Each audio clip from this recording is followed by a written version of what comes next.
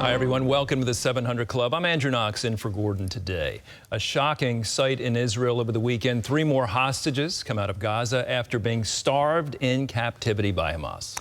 Well, some said they looked like living skeletons, while President Trump compared them to Holocaust survivors. Chris Mitchell brings us the story from Jerusalem.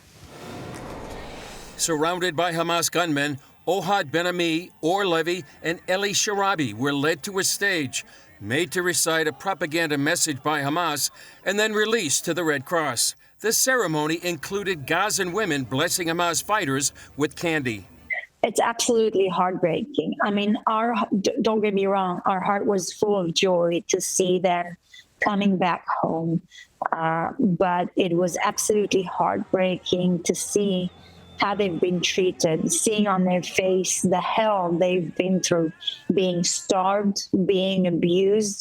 Israel's Deputy Foreign Minister Sharon Haskell told CBN News Hamas is not the only one to blame. Knowing how the international community, the United Nations organization, have failed the Israelis, that have failed the Jews over and over again, the Red Cross, who did not fight to visit them, to look after them, to provide them medications they needed or the help, the medical treatment they needed.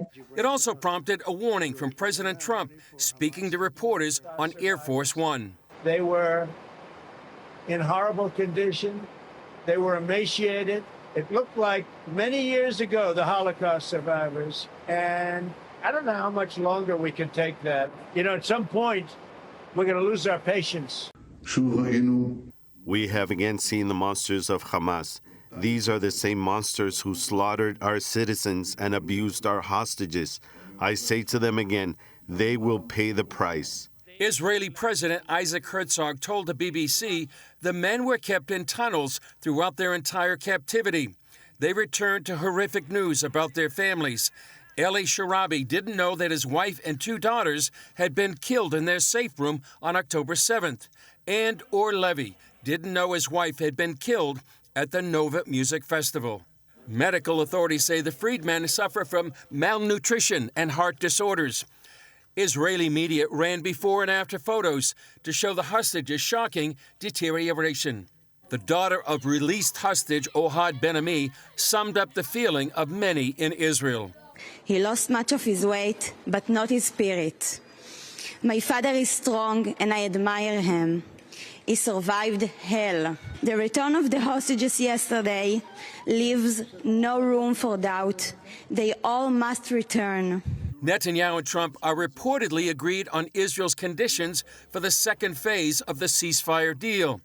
That includes Hamas leaders going into exile, their military disarming, and all of the rest of the hostages being freed. Netanyahu is making clear what he sees for the future of Gaza and the hostages.